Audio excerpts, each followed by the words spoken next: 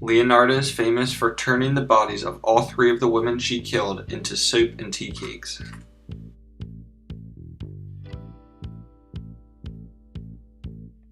Leonarda Cianciulli was born in Montanella in 1894.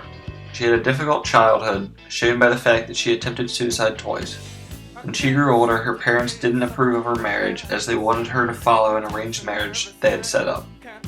Leonarda and her husband's house was devastated by an earthquake, so they moved to Correggio, where she opened a small successful shop and was well liked by the people of the town. Leonarda had a total of 17 pregnancies, but 3 turned out as miscarriages and 10 more children died in youth. This made her very protective of her 4 remaining children. Later in her life, a fortune teller told Leonarda that she would get married and have kids, but they would die. A gypsy also told Leonarda she saw a criminal in her. Leonarda was a very superstitious woman and took these very seriously. The last straw for Leonarda was that her oldest and favorite son, Giuseppe, wanted to join the Italian army. Leonarda thought that for his safety, she needed to make human sacrifices. Leonarda's first victim, Faustina Seti, was an unmarried older woman. Leonarda approached her about a possible suitor in the nearby town of Pola. Leonarda told Faustina to send postcards to her family from Pola before leaving. This would in turn remove suspicion from her disappearance. Before her journey to the town of Pola, Faustina went to Leonarda for one last time. Faustina was drugged with wine, killed with an axe, and dragged into the closet. Leonarda chopped the body into 9 pieces, collected the blood in a basin, and baked the contents into soup and cakes.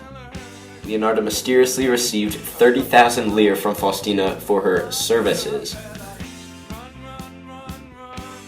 Leonarda's next victim, Francesca Soava, was a young Italian neighbor in search of work.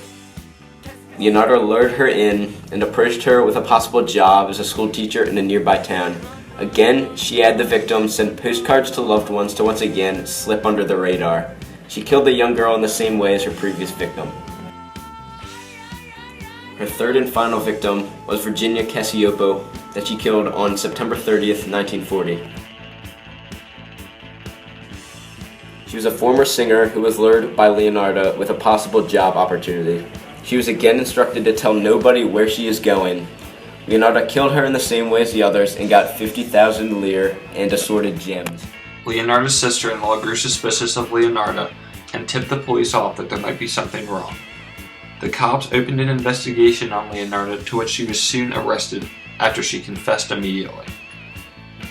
She was found guilty and sentenced to what turned out to be 30 years in prison and 3 years in a criminal asylum. She died in the asylum of cerebral palsy on October 15, 1970.